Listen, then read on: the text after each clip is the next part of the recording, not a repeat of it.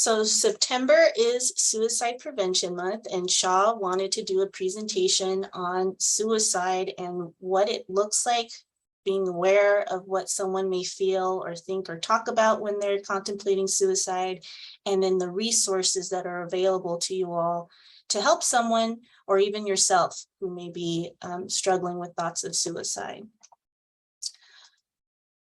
So this is a program that's in conjunction with the Active Minds Club. This is a student-led club that features mental health as their focus. And so it's by students, for students. And at the end of this presentation, we're going to have the club president, Noemi, talk about Active Minds and how you can join and be a part of their program. So I wanted to start today and discuss some statistics about suicide. These may be quite startling to learn about, but they're important to know. I think as the title of this presentation stated, we need to talk about suicide. It's important to become comfortable with it. And that's a way we can destigmatize thoughts of suicide. And knowing the data behind the rates of suicide gives a sense of urgency about having these talks. So it's quite prevalent in the United States and across the world, and that's why it's important that we have talks like these, presentations like these, and months where we can bring awareness to these topics so that people can feel comfortable with getting the help that they need. So the first data point I have here is the average number of suicides that are completed in the US. So that's 130 a day. But there's a note here that it is down from 132 about 4 years ago. So there is progress being made in terms of lowering this rate, but it's still a startling number to think about, that there's 130 people who die by suicide each day in the United States. It's also the 12th leading cause of death in the US. But again, there's some progress being made, as 4 years ago, this was the 10th leading cause. So it's starting to get a little better, but it's still pretty high considering.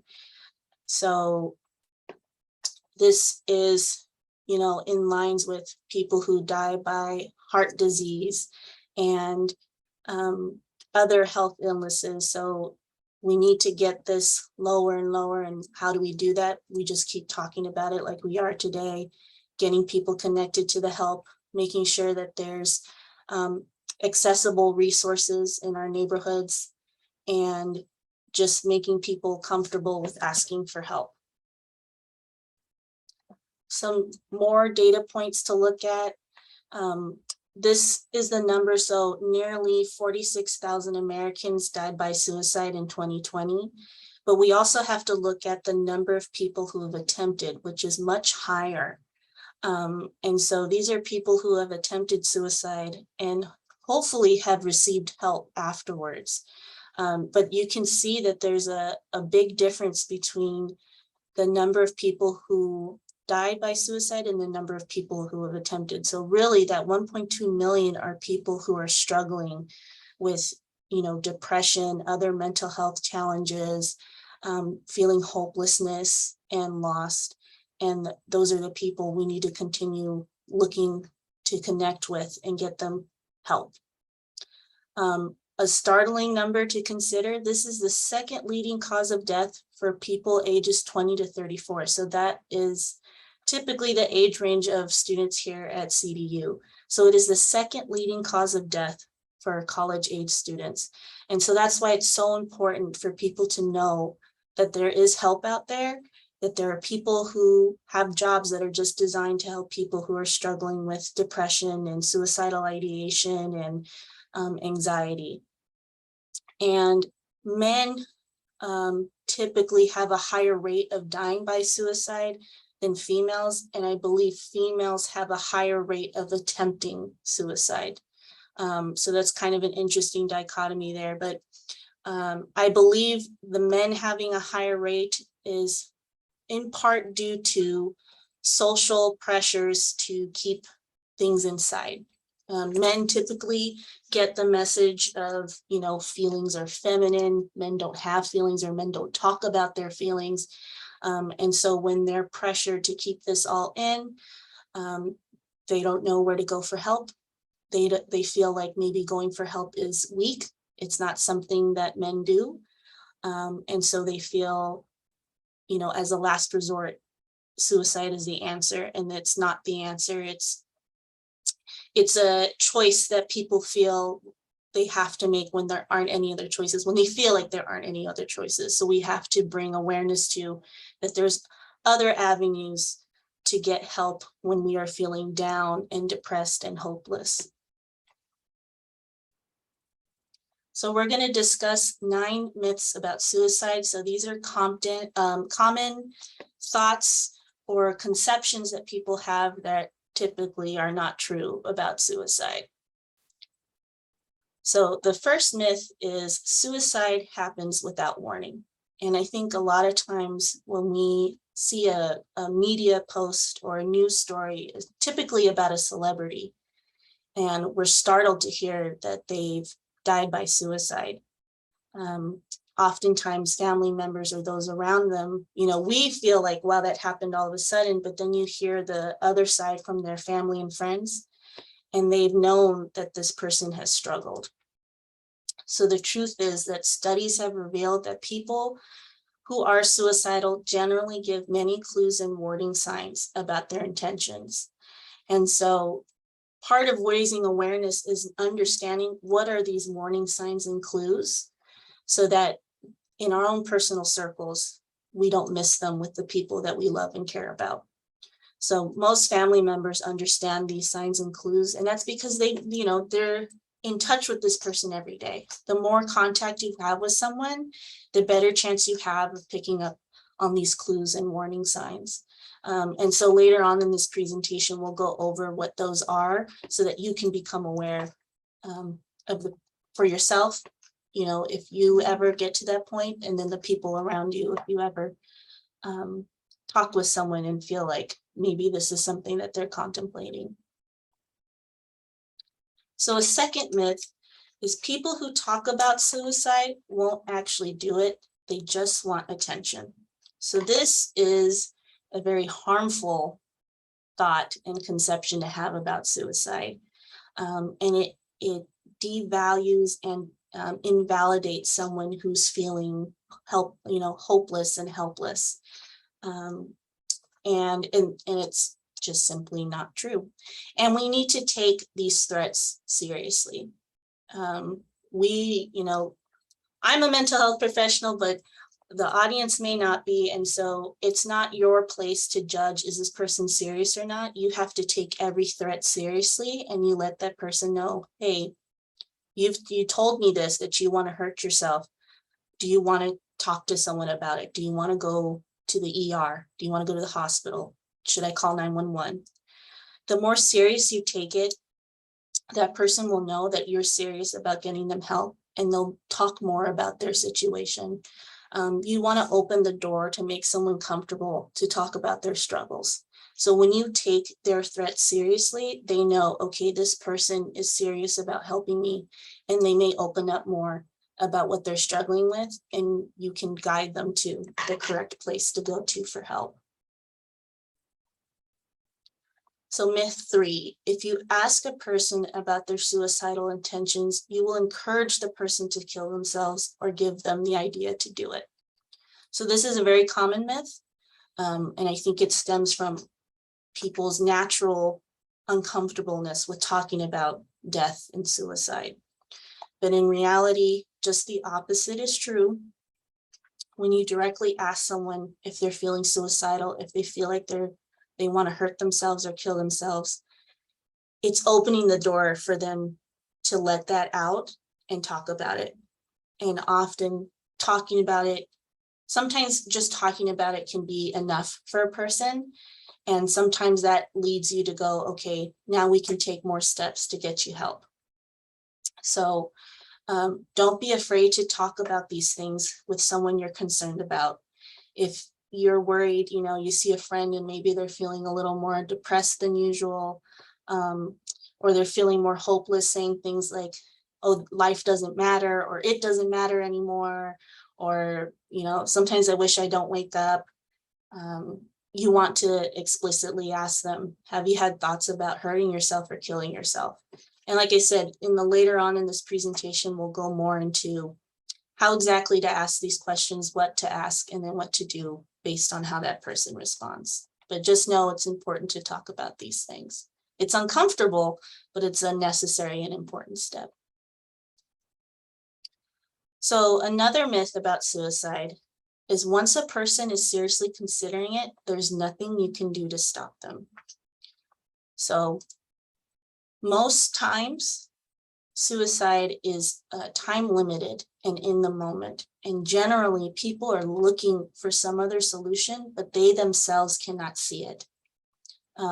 So that's why it's crucial to talk to this person and get them immediate help. So there are crisis lines and 911 and ER.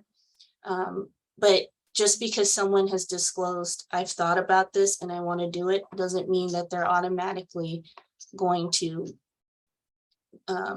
complete their actions. It's a moment where you can step in and change their mind or get them help. So it's important to know that it's all hope isn't lost when someone's made this choice. There is a possibility of getting them connected to help. So another myth is a person who attempts suicide will always be suicidal. So once someone makes that first attempt, they're always going to have these thoughts and feelings. The truth is that most people who are at risk feel like suicidal for a brief period. So again, like the earlier slide, it's time limited. Life circumstances in that moment make them feel that way. And if they get support, if they go to therapy, perhaps they get medication if they're dealing with a biochemical aspect of their mental illness. If they get connected to help, it may be something that they thought of once in their lifetime and they may never feel that way again. But it's not, you know, a one-time thing where you have this thought at one point in your life and now you'll forever have it. That's not true. So it's usually based on certain circumstances and worsening symptoms of whatever mental health challenge they may be facing.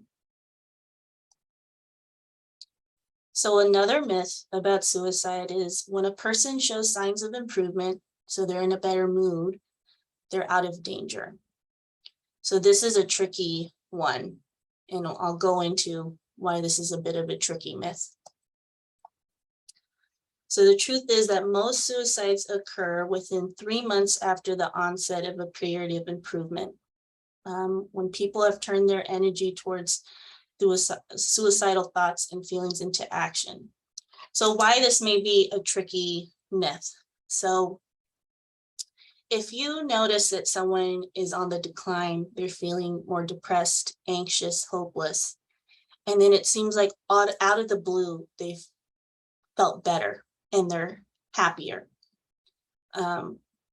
That's oftentimes because that person has come up with a plan, they have the means, and they know that they're going to kill themselves. So that's when you have to step in and kind of question them about it. But if you know that the person got connected to help, so you know, hey, they've talked about being in therapy, or they've, you know, recently exited the hospital or something, you know that they got connected to help. You still want to be watchful, but then you kind of have to take those into consideration. Okay, they're talking to someone about it, so maybe that's why they're feeling better. But either way, you kind of want to broach that topic about, hey, I've noticed that your mood has changed drastically. Like, do you want to talk about that? Why is that, you know, a huge difference? And they may open up about it.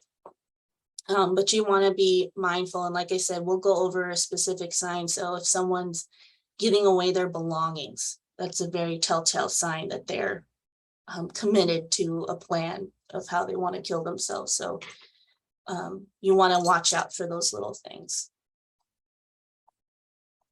Another myth is once a person has attempted suicide and survived, they will never try again. So kind of similar to that other one, it's like the opposite, right? Once a person has tried and they survived it, then they're not going to try again.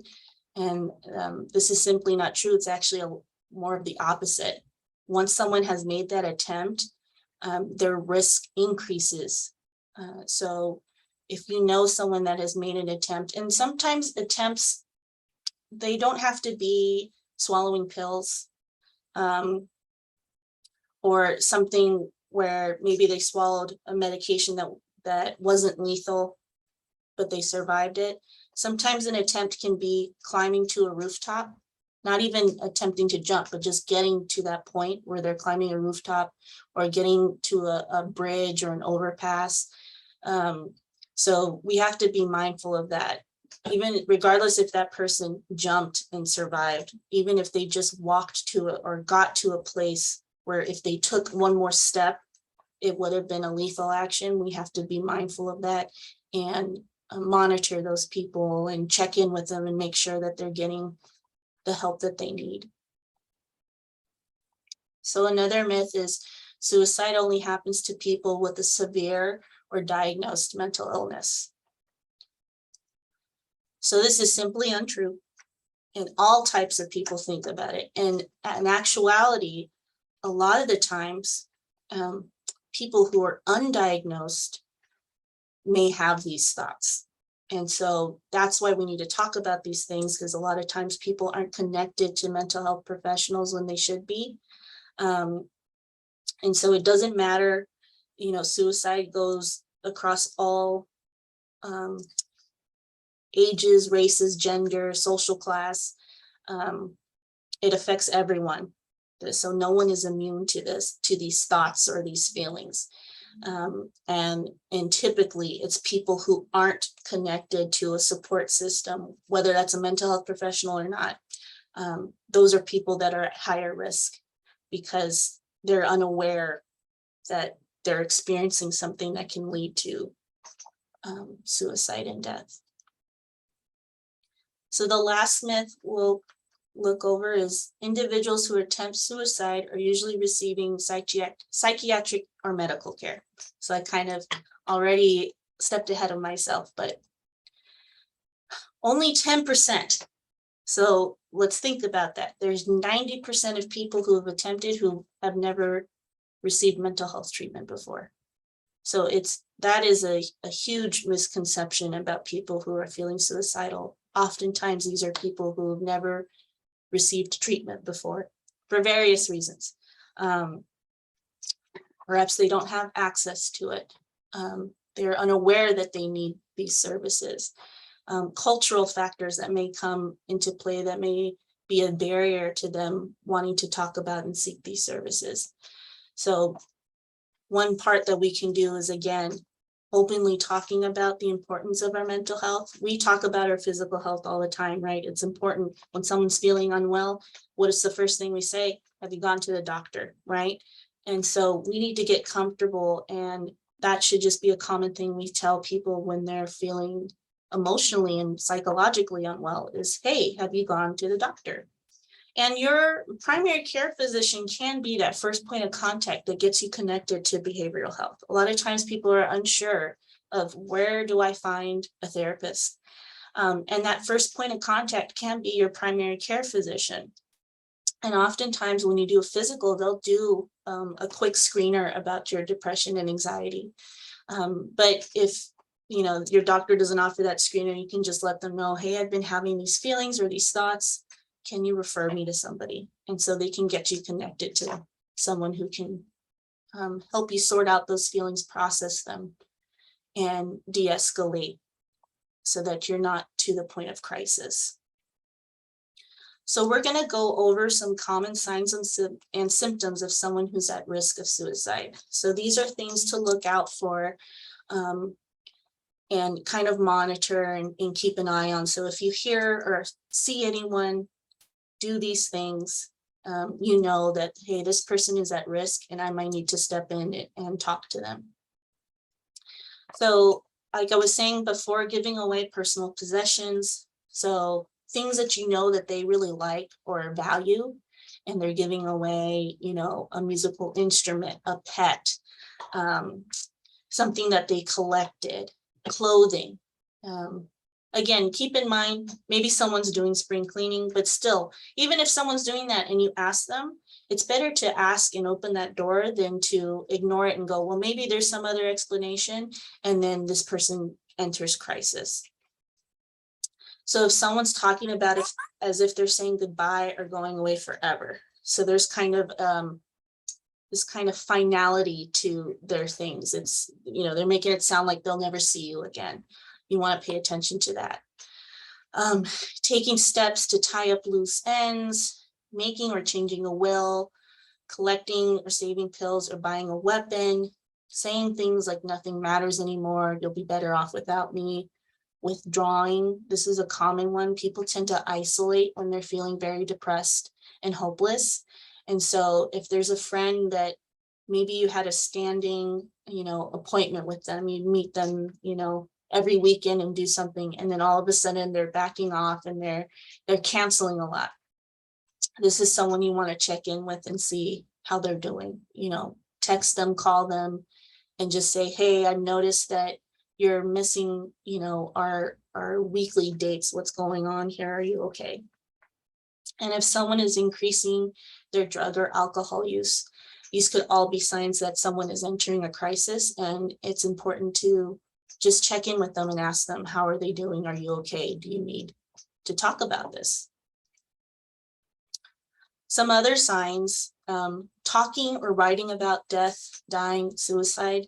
Sometimes people express their thoughts in their art or journal entries. And sometimes they will post them on social media. So if their social media has kind of taken a more somber tone, and they're posting more about dying, or their posts are more hopeless than usual, you might want to check in on that person. If they're made threats already about hurting or killing themselves, or they're looking into and asking questions about, you know, how do you slit your wrist, or where do you buy a gun? If they're asking these questions, and this is, you know, looking for a gun is not something that they're doing for a hobby, then you need to pay attention to that. Showing anxiety or agitation, they're talking about not being able to sleep, or the opposite. You notice that they're sleeping more often than usual, feeling like there's no reason to live, or they have no purpose, and feeling trapped. So these are common thoughts and feelings that people often express when they might be considering suicide. So how do you approach someone when they're feeling that way? Those are scary, heavy things to hear someone talk about. And so it may make us uncomfortable to hear someone talk about these things. So we want to make sure that we're calm and that we're not accusing them. We don't want to make them feel guilty for having these thoughts, and we don't want them to get defensive. Sometimes our first reaction, especially when we love and care about someone, sometimes it's to get angry at them, right? Like, how could you think about that? How could you feel that way? And so when we ask someone, and especially in that tone, it's telling them you shouldn't feel that way. And we don't want to get into that field of making them feel bad for how they feel. So we just want to encourage them to talk about why they feel that way. So just simply asking them, could you tell me more? When did that first start? How long have you been feeling this way? Just asking questions and not making them feel bad about having their feelings. And so because this could be a difficult conversation to have, we have to appear like a duck. So we're calm on the surface, but internally we may be experiencing our own kind of anxiety, or kind of running through, what do I do next? And so that's why we're going to give you some resources so that, you know, if you're ever in that situation where you need to connect someone, you already have a list and you won't have to panic about, what do I do now? And you want to make sure that they feel hope, that they're looking towards the future. Because what happens is they get very stuck in the moment. And we've all had those moments where it feels like our current life symptoms systems and circumstances will never get better. And we know that that's not true. It just feels like that in the moment. Like this is forever how I'm going to feel. This is how life is always going to be. And we sometimes need to let that person know, wait a minute, there's other things outside of this moment that you're in. And how do we get you to recognize that these are things to live for? So questions to ask if you think someone may be suicidal. So say that they have talked about death.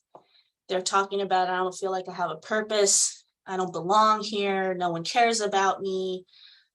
There's no point in me being around. I wish I could just never wake up. These are questions you want to ask to determine how serious somebody is and how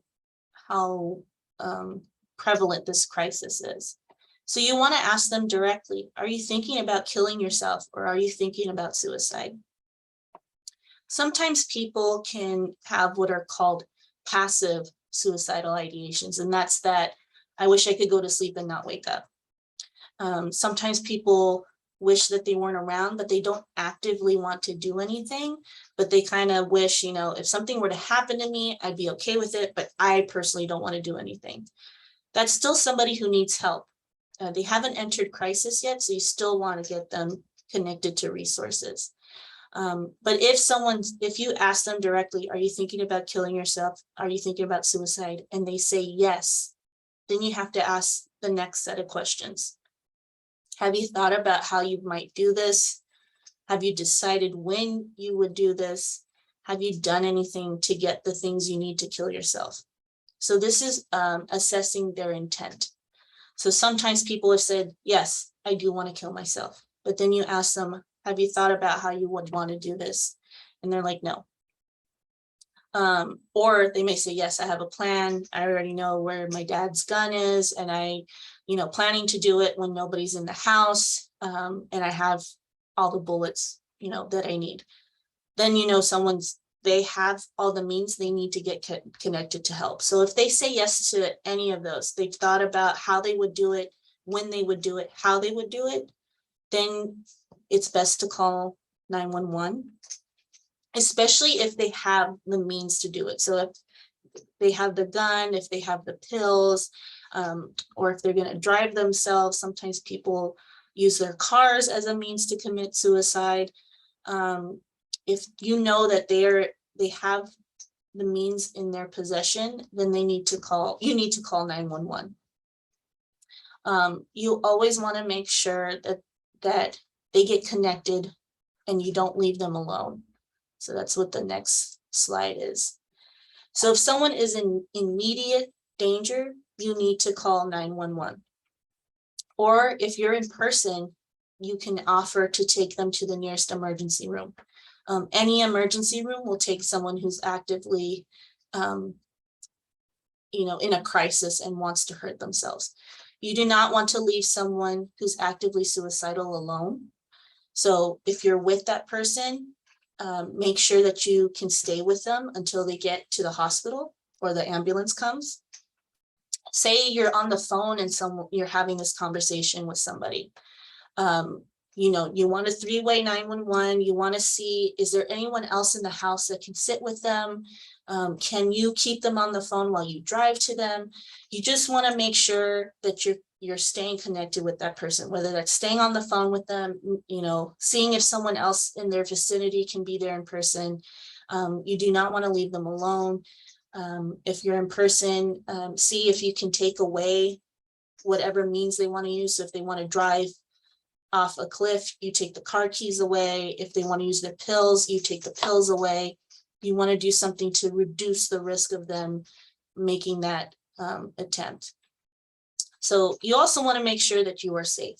So if someone is in full crisis and say they're going to use a gun and they're waving it around, you want to make sure that you are safe. So make sure that you're at a safe distance and call 911 and let them know how serious the matter is, so that they can rush there and get connected. But you want to make sure that you're safe on top of your safety is a priority as well.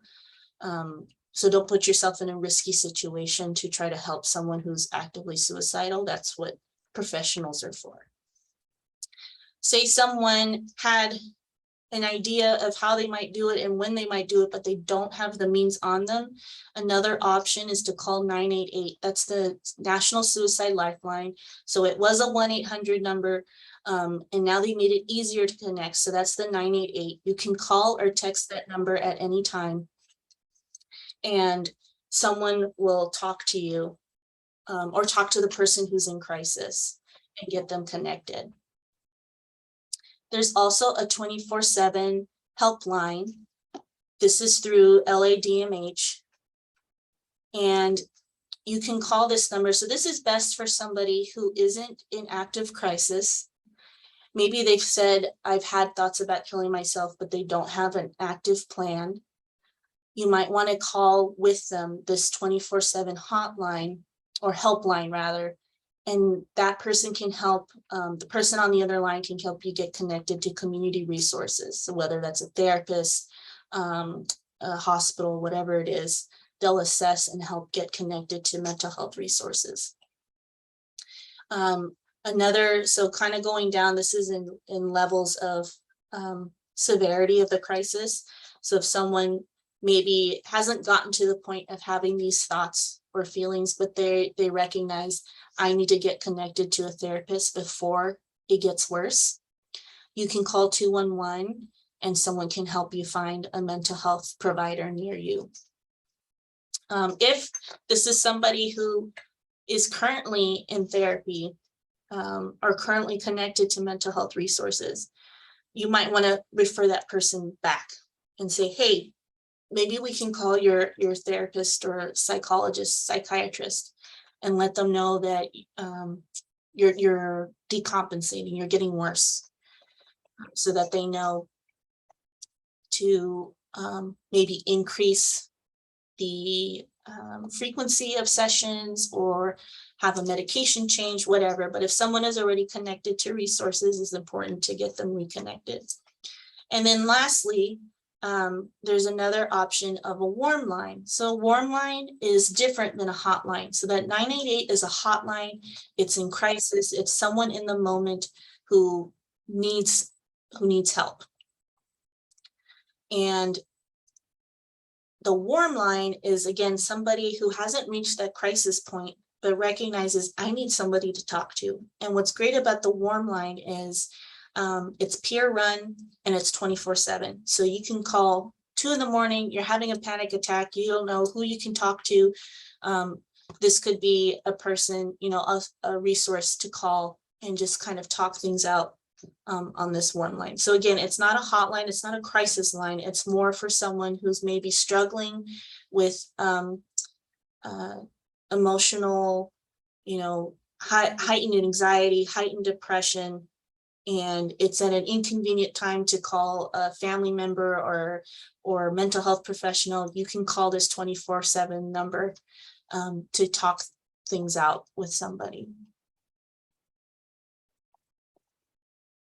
So in addition, other resources. So again, if you're at a point where, hey, my mental health isn't at its best, you can also reach out to us, SHA, to get connected to resources. So if you want to start therapy, we have free counseling services for students with unlimited sessions at this point. And generally you can get seen nearly immediately. So if you are thinking about counseling, you can email that counseling@CDRU email address, and someone will get connected with you to set up an appointment time. If life circumstances are making you feel extremely stressed and hopeless, you can reach out to the SHA general inbox and you'll get connected to myself or our social work intern, Courtney, and we can do case management services. So if transportation is difficult, food insecurity, housing insecurity, and those things are making you feel stressed and depressed, you can reach out to us and we can work on getting you connected to proper resources. So again, 988 is that suicide prevention lifeline. So that 1-800 number still works, 1-800-273-8255. that number still works. 988 was just designed to make it much easier to remember and much easier to access. So you can call or text 988, you can call that 1-800 number, it still works, it's not going anywhere. And then the Trevor Project is a specific LGBTQ crisis line that you can call or text. We're also looking to host mental health first aid training for students, staff, and faculty that's free to the campus. So we're looking to create a training schedule and offer this where you can learn more in depth about what signs and symptoms to look out for someone who's having a mental health challenge, and then how to talk to them, what questions to ask, and how to get them connected. So look out for broadcasts that will talk about these future training dates so that you can sign up. And lastly, I'd like to again introduce Noemi Gill, who is the Active Minds Club president. And she can talk more about this club, but like I said, it's by students and for students, and this is a nationwide organization that has chapters at various colleges across the nation. And so Noemi is going to talk a little more about what Active Minds is and what you can do to participate. So I'm going to give Noemi co-host so that she can share her screen. Thank you so much, Sarah. Good afternoon, everyone. My reception is a little bit off right now. I'm not sure what's going on. So I do apologize if I cut out and my screen share is not working. I'm so sorry. But I do want to talk about Active Minds and a little bit about ourselves or about our club.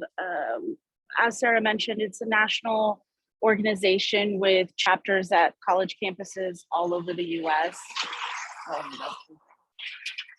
And we were established here at CDU in 2020, just at the start of the pandemic, as a response to the way that the students were kind of feeling with facing the challenges of the pandemic and isolation and just overall anxiety. Currently, our focus is on sharing resources and coping strategies, sharing events and other kind of mental health, wellness, things that we can all participate in, whether you're a student or not. And then also talking about mental health on campus and at our events, just in order to kind of break the stigma, about mental health, about suicide, about, getting therapy, especially in Black and Brown communities. There's a lot of stigma. A lot of people are told to just, go pray, or, that's not a man's thing.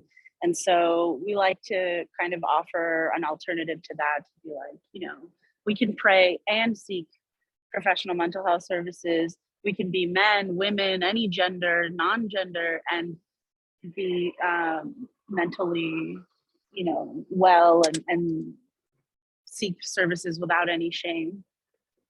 Our past events, we've collaborated a lot with other clubs at CDU, clubs like WIG, the Women's Health Interest Group, clubs like the LGBTQIA+ Association, and we look forward to more collaborations in the future.